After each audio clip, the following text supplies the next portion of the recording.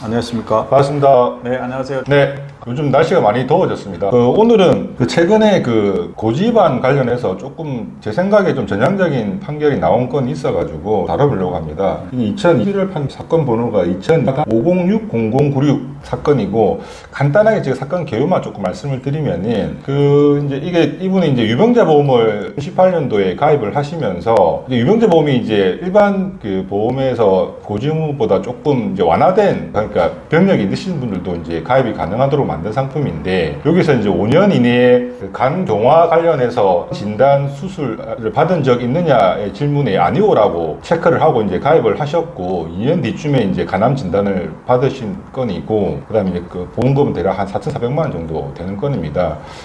그런데 이제 여기 케이스가 실제 이분이 의원에서 차택하라고 기록이 좀 되어 있는 상태라서, 제가 보기에는 이게 소비자가 좀 이기기 어려운 판결이 아닌가라고 생각을 많이 하고 이제 좀 본 판결인데, 결론은 소비자가 이긴 판결입니다. 그래서 오늘 변호사님 좀 모셔보고 좀 나름 괜찮은 판결이라 가지고 쟁점을 좀 여쭤보도록 하겠습니다. 제가 보기에는 좀 이게 소비자가 굉장히 이기기 어려운 판결이라고 생각은 했는데, 지금 판사님 조금 이렇게 전향적으로 해주셨어요. 어떻게 생각하십니까? 네, 보험이거든요. 네. 그러니까 이제 유병자 보험의 고지 의무도 진단, 치료, 수술 받았던 것은 알려줘야 되겠죠. 근데 이제 그 부분이 이제 여기서 이제 그런 생각을 했습니다. 표준체 고지 의무를 보면 진단 가로에 이상 소견이라든가 의사 소견 포함이고. 네. 근데 청약 가입서, 청약서에는 진단에 그런 가로 부분이 없을 거예요. 구체적인 설명이 그냥 진단으로만 돼 있어요. 그러니까 우리가 어떤 문구를 볼 때 가장 적절하다고 하는 것은, 그러니까 비교를 통했을 때 가장 명확하거든요. 그러니까 비교할 수 있는 문구라든가 비교할 수 있는 대상을 설정해 놨던 부분들은 굉장히 차가 좋은 거예요. 그러니까 유병자의 청약의 진단의 내용 문구하고 표준체 진단의 문구하고 차이점을 비교해 보면서, 그럼 이 문구를 어떻게 해석할 거냐 하는 문제로 가는데, 표준체는 가로 부분이 있고, 그 다음에 또는 가로 부분 아니면 밑에 주 해가지고, 이때 진단은 뭐 이상 소견서도 뭐 포함한다, 뭐 이런 부분이 있을 겁니다. 그런데 이 유병자 부분은 그냥 진단이라는 문구만 있었을 때, 이 진단을 그럼 어떻게 해석할 거냐, 이상 소견, 임상 진단을 포함한 진단이냐, 아니면 확정 진단, 진단 확정의 의미에서의 진단으로 볼 거냐 하는 부분에서 결론이 갈라진 거예요. 그러니까 재판부에서는 진단이라고만 단어만 있으니까 이렇게 해석될 수 있고 저렇게 해석될 수 있는데, 유병자이니까 아니 유병 안 아프냐, 그러면 확실하게 진단을 받아야 되지 않나, 그랬을 때 비로소 내가 고지를 해줘야 될 거라고 보는 것으로 나는 판사님은 바라보겠다, 이렇게 이야기해서, 유병자인 경우의 진단은 그렇지 표준체가 아니라 유병자니까 표준체는 이상 소견을 포함하겠죠. 건강한 사람이니까 이상 소견까지 다 진단 부분에 이어서 고지해줘야 될 부분이지만, 유병자는 이미 아픈 사람이니까 그냥 이상 소견이라든가 이런 부분들이 당연히 있을 거고, 그러니까 확정적인 진단의 부분에 이르렀을 때 비로소 너네가 고지해줘야 된다, 이렇게 해석을 하겠다라고 판사님 하는 선을 그어준 거죠. 그러니까 유병자에서 진단은 이미 아픈 사람이고 표준체와 달리 가로 부분도 없는 걸로 보여지니, 이때 진단은 확정 진단밖에 남지 않을 거 아닙니까? 그러니까 이때 확정 진단은 거의 암 진단 확정, 이런 게 암 진단금에 나와 있는 보험금 지급 사유에 있는 그런 문구하고 비슷한 수준으로 해석해 준다라고 하는 발상을 이 판결에서 볼 수 있다라는 데서 이 판결은 의미가 있다라고 하는 거예요. 왜냐하면 발상이 참신하거나 하는 부분들은 나름대로 의미가 있잖아요. 근데 이제 예를 들어서 우리가 어떻게 젖어 있냐면, 진단 그러면 아프면 그냥 의사가 아프다고 하면 다 아픈 거죠. 의사 소견에 따른 것도 아픈 거고, 진단 확정적으로 하는 것도 아픈 거고. 그러니까 우리가 생각하고 있는 통상적인 부분의 언어의 습관에 의하면 아픈 것도 진단인데 왜 그 부분을 판사는 그렇게만 하지? 라고 하는 부분에 따른 차이 정도예요. 그것은 우리가 정서적으로 접근할 수 있는 부분들인 것 반면에, 약관은 기본적인 법리가 문구 위주에, 그리고 해석하는 거예요. 문구를 느끼는 게 아니에요. 문구를 해석하는 거예요. 해석이라고 하는 것은 국어 사전을 보면서 하나하나 보는 거예요. 그래서 제가 그냥 개인적으로 우스갯소리로 약관할 때는 국어사전이 꼭 있어야 됩니다라고 얘기합니다.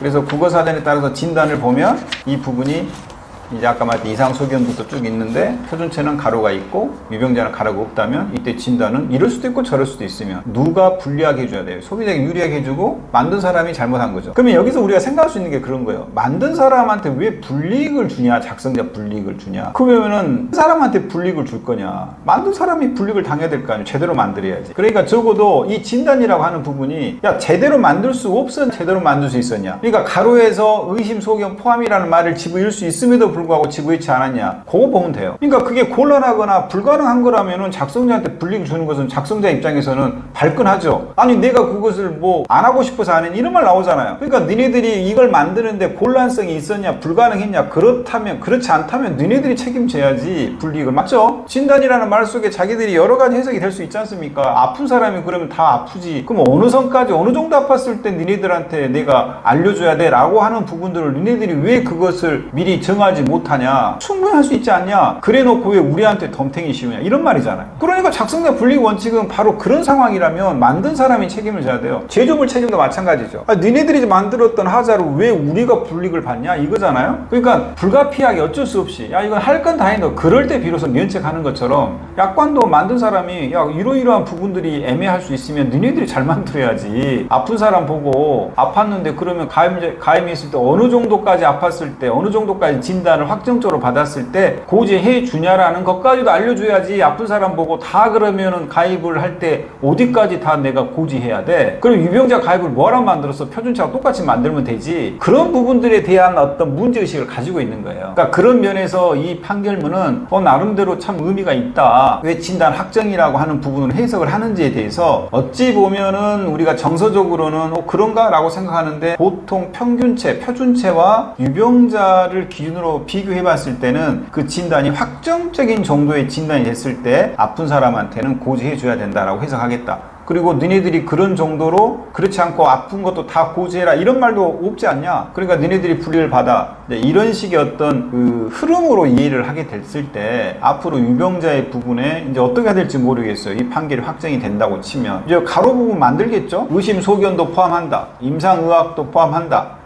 진단 소견이라든가 확정 진단이 아닌 부분까지도 포함한다. 이 문구를 이제 삽입하지 않겠어요? 그런 패턴이죠. 그 교사님 설명을 이제 잘 해주셨고 제가 이제 그 좀 전형적인 판결이라고 느꼈던 부분을 좀 말씀드리면 조금 더 이해가 편하실 것 같습니다. 이게 이제 이분이 파기 한 6년 전부터 이미 이제 비형 간염 만성 보균자로 약을 이제 계속 복용을 하고 있었고, 그다음에 가입 4년 강경화로 좀 치료를 받고 있었습니다. 그리고 이제 차트에도 이제 강경화라고 기재가 되어 있고요. 그다음에 그 강경화 진단을 저도 이번에 이 내용을 공부를 하면서 좀 처음 알게 된 내용인데, 강경화도 정확하게 진단을 내리려면은 조직 검사를 해야 된다고 합니다. 근데 이제 실무적으로는 혈액 검사랑 초음파, CT, MRI 이런 거를 보고 이제 임상의사가 이거 강경합니다 이렇게 이제 환자한테 얘기를 이제 일반적으로 이제 하게 되는데, 요거를 이제 방법에서 인정을 안 하고 그 확정 진단을 되게 엄격하게 이제 그 해석을 한 거기 때문에 좀 제가 전향적인 판결이라고 말씀을.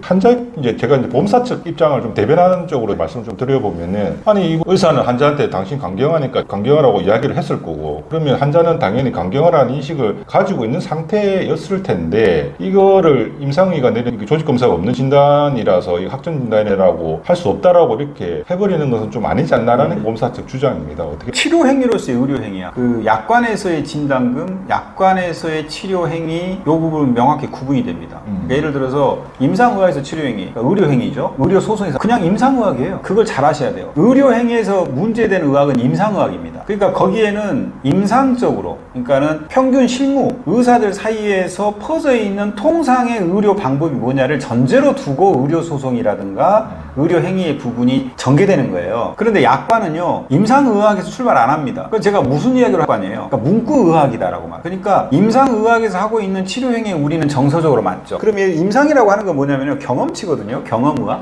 그럼 예를 들어서 이 정도 경험이면 뭘 정밀검사를 해? 당신 강경화가 맞아? 이런 거예요. 근데 거기다가 강경화를 하기 위해서 조직검사까지 한다라고 하면은, 물론 환자 입장에서는 그래도 확실하게 해주세요라고 조직검사 한번 해보고 싶습니다 하지만 대부분은 거기까지 안 가죠. 우리가 경험이라는 게 그렇잖아요. 임상의학이라는 게. 환자를 많이 다뤄보면 이 정도면 강경화야 라고 할 때 치료행위에 들어가는데, 그걸 현실에서 문제 삼는 사람 없어요. 치료받는 데 입장에서. 근데 이게 보험약관이나 들어가거나 문구약관으로 가버리면, 제가 이제 말을 문구의학, 보통은 약관의학이라고 합니다만, 문구의학은요, 문구대로 해석하는 거예요. 야, 이 문구사 받으라고 되어 있잖냐. 그럼 의사한테 그래요. 무슨 조직검사까지 필요해요.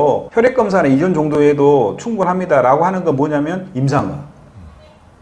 우리가 그것을 구별을 잘해야 돼요. 근데 그 두 개를 헷갈려 버리면 약관의학은 무시되면서 임상의학 쪽으로 가버리거든요. 그러니까 의사분들은 그럴 수 있어요. 뭔 약관이 이런 약관이 다 있어. 이거 하지도 않는 방법인데 이거 안 해도 이미 다 이게 진단이 되는데, 그죠? 특히 이제 이런 경우 있죠. 암 같은 경우에 이게 경계성 종양이라고? 야, 이것은 암 치료하고 똑같이 치료받아야 돼요. 이게 무슨 암이 아니라고? 이거 암이야. 이거 뭐예요? 임상의학 입장에서 그런 거예요. 왜? 거기는 치료를 집중으로 하니까. 암과 같은 해법으로 치료하지 않으면 이거 재발되고 전이 돼요. 악성은 아니, 조직적으로 아니더라도. 근데 약관에 있는 문구는 어때요? 조직적으로 이 부분이 암이어야 돼요. 그러니까 이미 암 치료법에 의해 가지고 암과 같은 식으로 한다 하더라도 이 차이를 우리가 이해를 못한 말이에요. 그러니까 아니, 의사가 암이라고 했는데 당신이 왜 그래요? 라고 할 때 우리는 문구 약관이기 때문에 암이 아닙니다라고 얘기하고 있는 게 보험회사인데 이게가 이해가 안 되잖아요. 그러니까 그 부분 헷갈리기 때문에 그런 거예요. 그러니까 약관으로 들어왔을 때는요, 의학 지식이 살 필요 없습니다. 그냥 내가 뭐 치료할 것도 아니고, 임상의학에서는 여러 가지 환자들의 유형에 따라 가지고 이런 치료법도 쓸 수도 있고 저런 치료법도 쓸 수도 있겠죠. 그러니까 많이 의학 지식이 알아야 되겠지만 문구 약관은 문구 해석하면 그만인데 거기에 특별하게 더 나아가서 우리가 의학 지식까지 물론 많이 알면 좋겠지만요, 그게 문구 해석이 있어가지고 무슨 의미가 있겠어요. 이 차이로 갈라쳐야 됩니다. 그래서 철저하게 제가 얘기해요. 약관에 있는 문구를 확인하지 않고 약관의 보험금을 논하지면 안 된다. 그러면 어디로 가요? 셉니다. 임상의학으로 가요. 그러면 그것은 의학 지식의 싸움이 돼요. 의료소송합니까? 아니잖아요. 그러니까 이 부분은 다시 돌아와서 우리가 말했던 부분이, 흔히 말했던 것은 임상의학의 이야기하고 있는데, 만약에 보험 약관에요, 임상의학을 채용하려면 이렇게 써 있습니다. 임상적 증상, 임상적 진단에 의해서도 인정할 수 있다. 이런 문구가 반드시 있어요. 그런데 임상적 증상, 임상적 진단이란 말이 없으면 검사 방법에 따른 확정적인 진단이어야 돼요. 요 차이입니다. 그런데 임상적 증상이 없어요. 대부분은. 임상적 증상이라고 하는 부분이 나오기 시작해요. 그 약관의 문구를 잘 보면은요, 임상적 진단, 임상적 증상이라는 말이 간혹가다 보입니다. 그게 임상의학이에요. 그렇게 답변을 해드리면 될까요? 제가 이제 오늘 이 판결을 보다 보니까 우리가 이제 보험회사하고 보험금 분쟁을 것 중에 많은 부분이 이제 고지의무 위반 관련된 겁니다. 근데 이 부분은 대체로 이제 소비자들이 본인도 내가 이걸 위반할 거라고 그냥 생각하는 경우도 많고, 이걸 보험사하고 싸워가지고 이기기 어려울 거라고 지레짐작으로 포기하는 경우가 아마 많이 있다라고 생각을 하는데, 이 판결을 보면서 이거 변호사님 말씀하셨던 것처럼 임상의학 또 보험 약관의학은 좀 다른 부분이 분명히 있으니까 혹시 이런 부분으로 뭐 문제가 이런 분들은 꼭 전문가하고 상담을 좀 진행을 하셔가지고 혹시 이제 소송을 뭐 가게 되고 이제 그런 걸 좀 판단을 하시면 좋겠습니다. 그냥 무조건 보험사들이 이거 차트에 기록되어 있으니까 당연히 당신이 이거 고지의무 위반이고 지금 3년 안 됐으니까 강제 해지하고 보험금 못 줍니다. 이렇게 그냥 그렇게 나가거든요. 그냥 강제 해지해버리고 보험금 많이 나와버리면 소비자 입장에서는 나도 좀 뭐 내가 안 할랬으니까 나도 이렇게 포기하는 경우가 많은데, 요 전문가의 의견을 한번 들어보고 판단을 해야겠다라는 생각을 저도 한번 하게 되었습니다. 그러니까요. 아무튼 문구 놓고 국어사전 놓고 보세요. 약관. 그래서 이상하죠. 의학사전이 아니고 국어사전입니다. 약관 놓고 국어사전 펼치고 해석 보고 그리고 따지는 거. 오늘 좀 의미 있는 판결을 가지고 들어봤습니다. 예, 다음에 또 조금 더 좋은 내용으로 또 찾아뵙도록 하겠습니다. 이렇게 하겠습니다. 감사합니다. 감사합니다.